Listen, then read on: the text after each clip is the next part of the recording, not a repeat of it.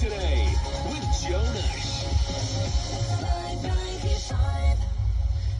Now, many people carry the emotional impact of a difficult or abusive childhood well into their adult lives, often without even realising it. A new self-help book aims to shine a light on how those early experiences can shape our decisions, relationships, and even the patterns we repeat.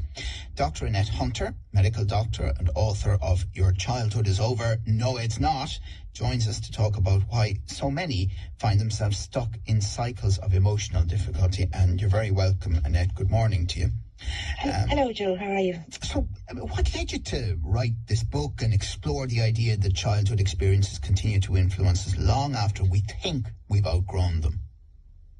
Well, I started myself. I had a difficult childhood, and it took me a long time to kind of come out about that, but I'm saying it now. And I was in my mid-40s when I finally woke up and realised I was repeating patterns that I'd learned in my childhood.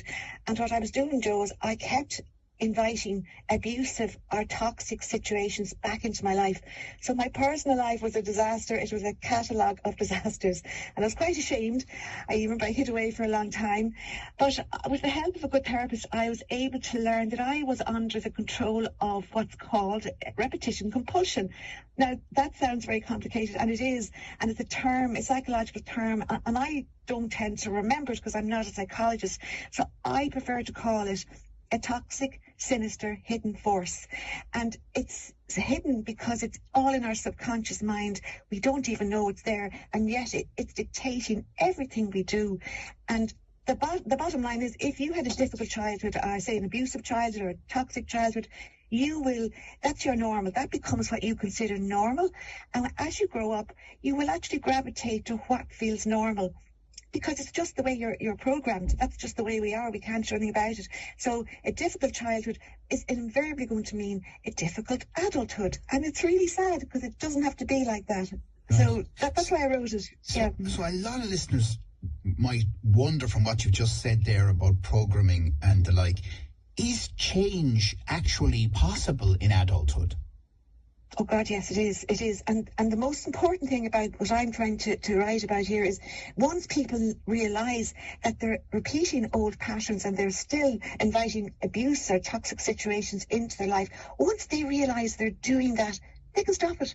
How can you stop something you're not even aware that you're doing unless someone tells you you're doing it? Do you know what I mean? Yeah. It sounds so obvious, but to me, it wasn't obvious that I was doing it till somebody told me, because it was all subconscious. I didn't know what I was doing. That's really fascinating. I mean, would it have been a situation where your close friends might have recognised some of the patterns and either didn't say it to you, or maybe just they didn't know at all? Well, I think that's a very good question. And I think, now, whatever about my close friends, they're very good, but none of them actually said it to me, probably out of kindness. They didn't want to point out to me that my life was a disaster, right? Yeah. But I'll tell you what does happen, which is really sad. If I once was in a situation where I was listening to a few people discuss another person, and this person kept dating, let's say, alcoholics, right? And they were running this person down. My God, wouldn't you think they'd know better? Wouldn't you think they'd have copped on? That poor person hadn't a clue what they were doing. They were inviting in alcoholics because, God love them, their parents were alcoholics. And nobody said, listen, do you not see you're doing a pattern? No, nobody said it. So you're relying on somebody like maybe a therapist or reading a book. And I'm not trying to flog the book, but, somebody coming out and saying, this is what's happening to you, and you can stop it. And is there a comfort for somebody, A, in having it pointed out to them, and B, in reading a book like yours, Your Childhood is Over, No It's Not, that they're not alone, that, because there can be a tendency maybe to believe that I'm the only person in the world who has done this or feels this way. Yeah, that's a very good question too. Can I relate it to myself? Sure. In my life, when my life was a total disaster, all my colleagues, my medical colleagues, they were just flying along. They were stable marriages, all very normal.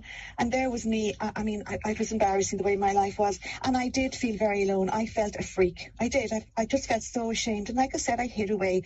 So there are millions of people out there, Joe, that are going through this. And God love them. They're feeling that they're wrong, that there's something wrong with them, but there isn't. They're just repeating a pattern that they learned. Right. Sorry. So let's assume then that it is pointed out to them, as you've described.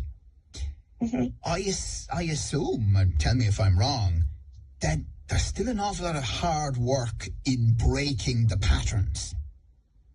Yeah, you ask good questions. I'll tell you, yes and no, I'd say to that. There is what I would just consider practice. If you look at it, you've spent all your childhood and your adult life practicing what we consider the bad things you've learned in childhood, all right?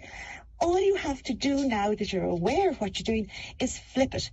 So you flip the bad things you came away with, like the bad message we learn are things like, you're no good, you're useless, you're a failure, keep quiet, who are you, you've no opinion. You flip those messages and you say, no, I am good, I am okay, I do have a point. And you literally have to start feeding your mind good messages. And I'll tell you, Joe, it does work, because I've done it. And I'm at it a few years now, obviously, and it took practice, but it's good practice, and you're in control of it, right. Not that sinister hidden force. Now, I asked this last question carefully, but if someone is listening and they recognise what you've said in a close friend or a sister or brother or whatever, should they say it to them? I think that's a good question too. I think it depends, doesn't it? It depends on the relationship, how honest and open it is. And I think there are times when everyone learns when they're ready to learn. All right. I got to a point where I thought, geez, what am I doing wrong? I must be doing something wrong here. So I was ready to learn.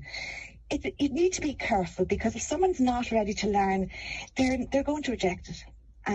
So I think sometimes you just wait and you see, and you give maybe little pointers, maybe little hints that there might be, maybe you might look at, not maybe going out with the same type of person. There's ways around it that you can be very discreet about it without hitting them hard that they're doing the same thing they did as a child, because that looks like you're kind of, finding fault with them. So I think it depends. Okay, well, look, very interesting discussion. Thank you so much, Dr. Annette Hunter, a medical doctor and the author of Your Childhood is Over, No, It's Not, which is available in bookstores.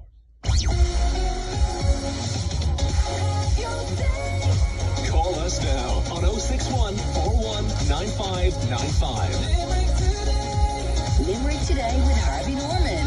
Visit Harvey Norman.